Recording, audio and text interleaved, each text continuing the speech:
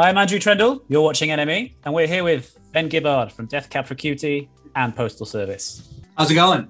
Yeah, not bad, man. How are you? I'm all right. Hanging in there. I think the last month I've kind of hit my wall here. I think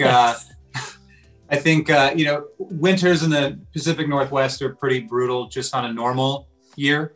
I think as we kind of crest a year of lockdown and, going through a winter in the Northwest has been particularly taxing, but I know that I'm not alone in talking to friends and family. Everybody's kind of just like, we can see what we hope is the finish line in the not too distant future. And just the idea is to kind of just try to keep it together till then. Have you gone through all the motions? Have you made banana bread, completed Animal Crossing? I don't know. One of the things that I had a 4 or 5 year head start on was the sourdough bread baking. Ah. We started baking bread here at my house, and I started became fascinated with it maybe 4 or 5 years ago. So when we went into lockdown, all of a sudden you couldn't get flour anywhere. I was like, what the fuck is going on? Why is there no flour? And it was just amazing to me to see the hive mind of everybody deciding that they were finally going to embark on this, a new journey of sourdough bread making at the same time. And this is completely unrehearsed. So from bread making to shred making, because thank you, I'm here all week, because you have designed your own guitar, right? I have, yes. It's this right here. It is a takeoff on a 70s era Fender Mustang. It's even got my little signature there, which is kind of crazy. See that on the headstock, right? And I've been working on this with Fender for a while now, and we're finally kind of getting it out in the world, and it's super exciting. So that's like bucket list stuff for a guitarist. That's pretty cool. What can you tell us about how it kind of came to be? Well, I've been playing Fender Mustangs for almost a decade now. I received one I was trading some gear with a friend of mine, and he to say threw it in is to put it a little too mildly, but he was like, well, do you want this Mustang? And I was like, actually, I don't have any Mustangs. I'll get one of those. And it was a 70s era Mustang with like a maple neck like this. It had a kind of sunburst body. And I immediately just fell in love with the guitar. In getting this Mustang, I started writing on it all the time. And I just was immediately writing stuff that was kind of reminiscent of material and maybe the first half of the band's existence, which was exciting and kind of nostalgic in a way, but also it was interesting to kind of be playing guitar in a style that felt familiar, yet, kind of filtering it through new ideas and an experience that I've had over the last however many years. So I started playing those. I played those guitars on the Postal Service tour in 2013, and then became my main guitars in Death Cab from that point on. And we won't get too in the weeds with the tech stuff, but this is a pretty stripped down version of what you would have bought in a store in the 70s. On the 70s Mustangs were these little switchers here. They're like a phase switches for each one of these pickups. And I would have those removed on my older guitars because when I was playing the guitar, I would kind of like scrape my hand across these things. And I found out from a tech of mine who had worked with Kurt Cobain that Kurt did the same thing, because he would just be playing, just kind of be shredding his hand on these little switchers. So I took that out. Normally there's a floating bridge, so you can kind of use a whammy bar. We've got that locked down. And instead of a pickup switcher that you would kind of switch between these two pickups, we made the tone knob into a pickup switcher. So, there is no tone knob. The tone is just kind of set at 10. And then the volume knob's a volume knob. So all the modifications I'd made to my stage guitars were done so because when I'm playing guitar and singing, I want as few distractions as possible. I want as few things that I can bang my hand against or hit the tone knob and all of a sudden the tone disappears. So, in kind of designing this guitar, I wanted to make something that was like really bare bones that would suit my personal needs, but also something that, someone could pick up off the rack at a guitar shop and be like, oh yeah, I can just plug this in. It's super intuitive. I know how it works. There's no, why are these switchers here? Do I want those? What do they do? And it also just was designed, kind of in mind of somebody who'd be playing guitar and singing at the same time. Well, you mentioned Kurt Cobain there. So who are some of your kind of heroes that have played a Mustang before? The Mustang certainly as I was coming of age, was a guitar that had kind of fallen out of fashion. And I think one of the reasons that so many musicians in Seattle were playing Mustangs, I remember watching Mudhoney played Mustangs, Kurt played Mustangs, I remember seeing Sonic Youth had a bunch of them. I think it was just because these guitars had, it's interesting as I've throughout my life seeing how certain guitars have gained value based on who's playing them. It's like if you look at, the guitars that Jack White was playing at the early days, the White Stripes were guitars that you could get for virtually nothing. But when Jack White started playing them, they became valuable because people wanted to look and sound like Jack White, And I mean, a similar thing started to happen with the Mustangs in the post Seattle boom era. But I don't have so many guitar heroes who played Mustangs as much as I do guitar heroes who kind of were kind of anti-heroes. They weren't necessarily the kind of guitar players that could, shred in like a Guitar Institute of Technology kind of fashion.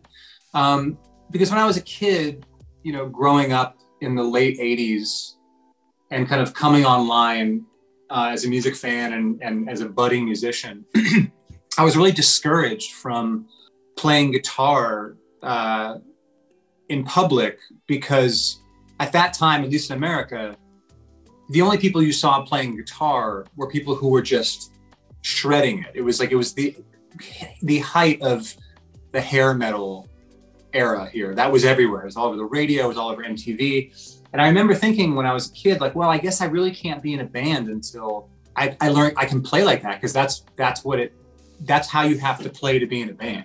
Mm. And it's crazy to say that out loud now, but that's kind of how I felt. And then as I slowly started discovering music that was my own, and obviously what was happening here in the Northwest was huge for me, but also, I mean, Jay Mascis was a huge influence for me too. Like the idea that you could just pick up a guitar and just like, his particular type of guitar playing has this like, it's just so melodic, and there are some elements that are still very like technically proficient, but he's clearly never been bogged down with trying to be a technically like clean guitar player, and that's always what has made his guitar playing so interesting to me. This particular guitar took you back to a certain time and place. Would you say that having your own kind of signature guitar in your hands and playing it, is this guitar kind of shaping the new Death Cab material?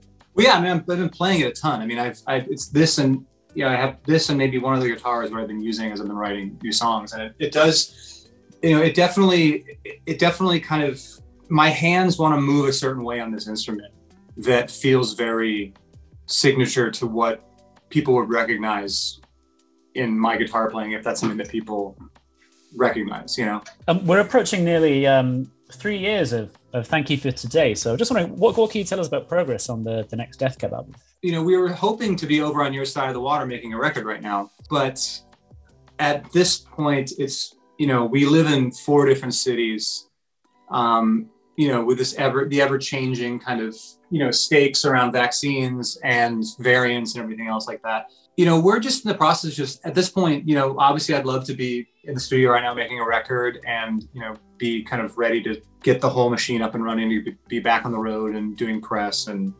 all the things we get to do when we have a new record out. I just think that for us, it's probably going to be something we push into next year. So right now we've got a lot of songs. I'm really, really happy with the material in a way that, I'm sure every time you talk to people about the music they're working on, they're always trying to say it's the best thing they've ever done, or trying to hype it up for, whatever. So I don't want to give it that, I don't want to give it that kind of weight, but I can say that, I'm really, really, really excited about the material so far. And I think that, I think it's going to be a really good record when we get around to making it. But is there anything you can tell us about kind of the character and the spirit of the songs that you've written, and where they take things from the last record?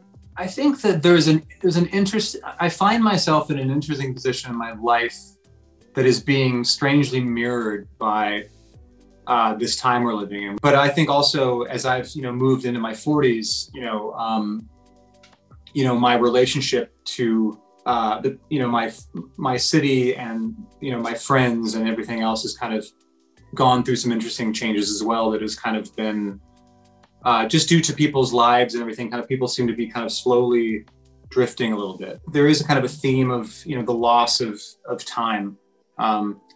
and the finite amount of it that we all have. And I think that this last year of our lives, I think it put it, not to find a point on the fact that we are all very mortal and that we are only here for a brief period of time in relation to, it's you know, it goes by quicker than you think. You know, there's always love and death are always big themes for me, but there's this new kind of component that's kind of come in just about, you know, how quickly time moves and how impermanent, you know, our existence here truly is. That isn't too much of a downer.